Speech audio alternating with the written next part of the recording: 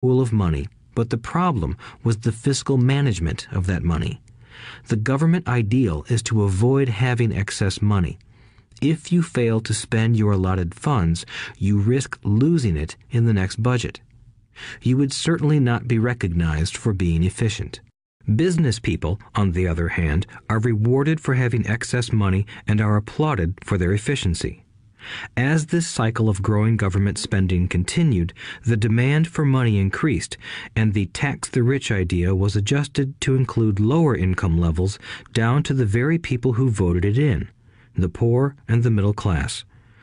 True capitalists used their financial knowledge to simply find an escape. They headed back to the protection of a corporation. But what many people who have never formed a corporation don't know is that a corporation is not really a thing.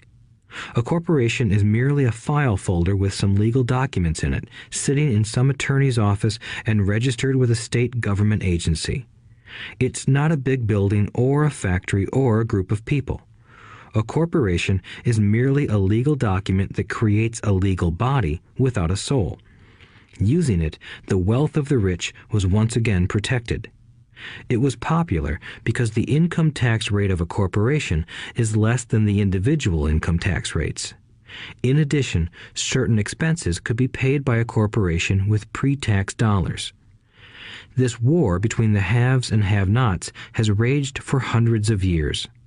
The battle is waged whenever and wherever laws are made, and it will go on forever.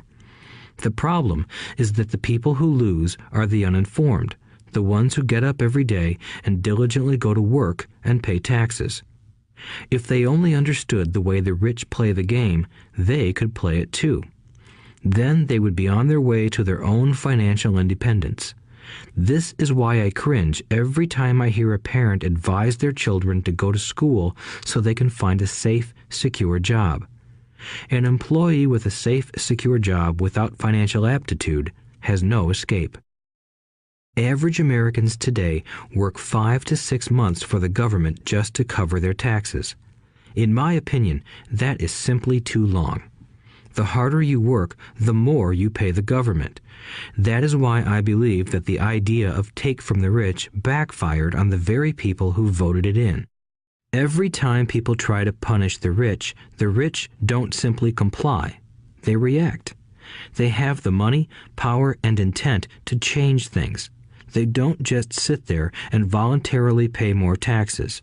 Instead, they search for ways to minimize their tax burden.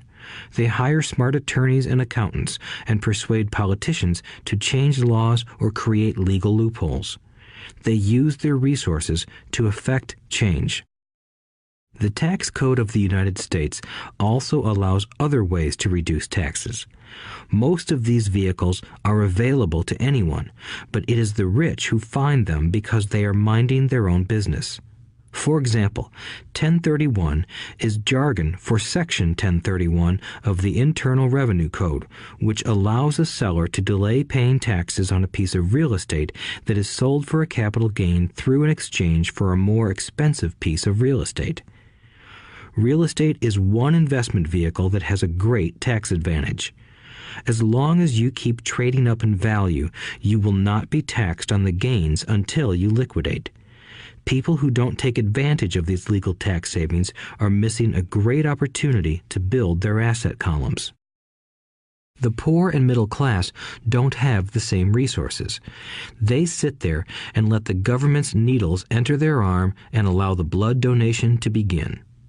Today, I am constantly shocked at the number of people who pay more taxes or take fewer deductions simply because they are afraid of the government. I have friends who have had their businesses shut down and destroyed, only to find out it was a mistake on the part of the government. I realize all that, but the price of working from January to May is a high price to pay for that intimidation. My poor dad never fought back. My rich dad didn't either.